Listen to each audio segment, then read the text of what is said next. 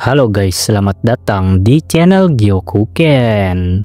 Jadi di video kali ini gua bakalan ngebahas apa saja dampak perang ninja besar keempat dalam serial Naruto. Perang ninja besar keempat secara mendalam mengubah dunia shinobi dalam serial Naruto coy.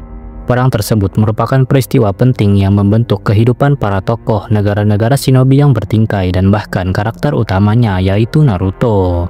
Pertarungan untuk kebebasan para shinobi dari belenggu Mugen Tsukuyomi akan menghasilkan titik balik yang signifikan bagi semua desa. Dalam konteks ini, perang yang diprakarsai oleh Madara Uchiha menyatukan aliansi yang belum pernah terjadi sebelumnya.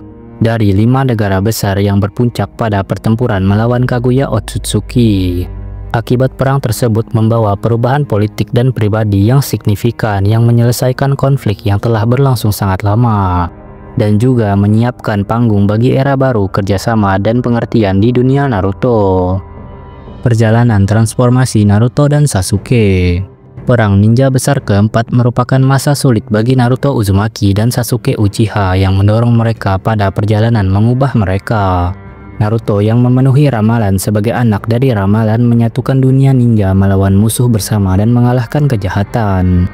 Meskipun Kabuto menciptakan banyak sekali Edo Tensei, dunia ninja menaruh kepercayaan mereka pada Naruto, yang kemudian memperkuat statusnya sebagai pahlawan utama dalam seri Naruto coy.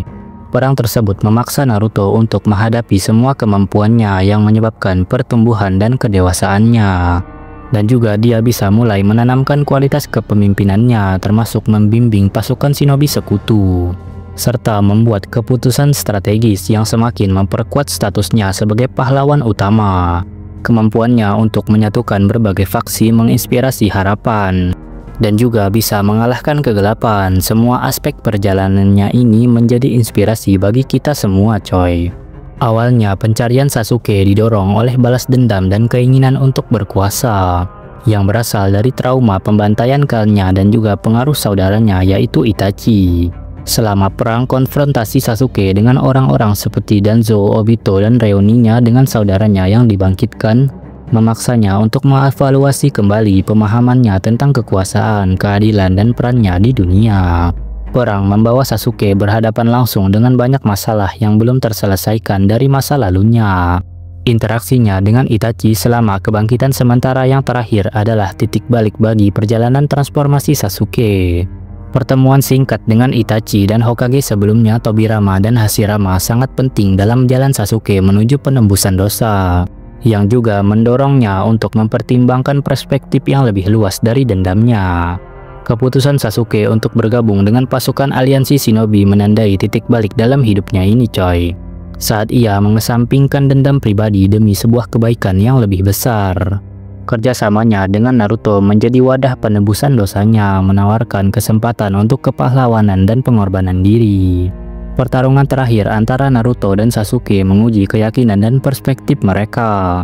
Akhir pertarungan di mana Naruto dan Sasuke kehilangan lengan menandakan kedudukan mereka yang setara dan hubungan mereka yang semakin mendalam.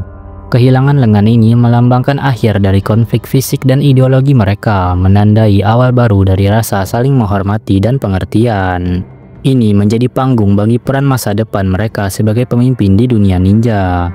Dengan perjalanan Naruto menuju menjadi Hokage dan jalan Sasuke menuju penembusan dosa dan juga dukungan untuk desa dari bayang-bayang. Memutus siklus kebencian. Selama perang ninja besar keempat, dunia shinobi menghadapi musuh bersama yang membuat para shinobi bekerja sama coy.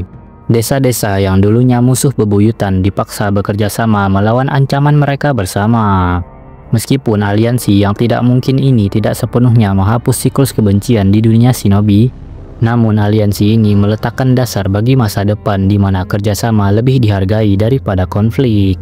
Siklus kebencian dan kekerasan di dunia shinobi menyebabkan pembentukan Akatsuki yang jahat oleh Nagato.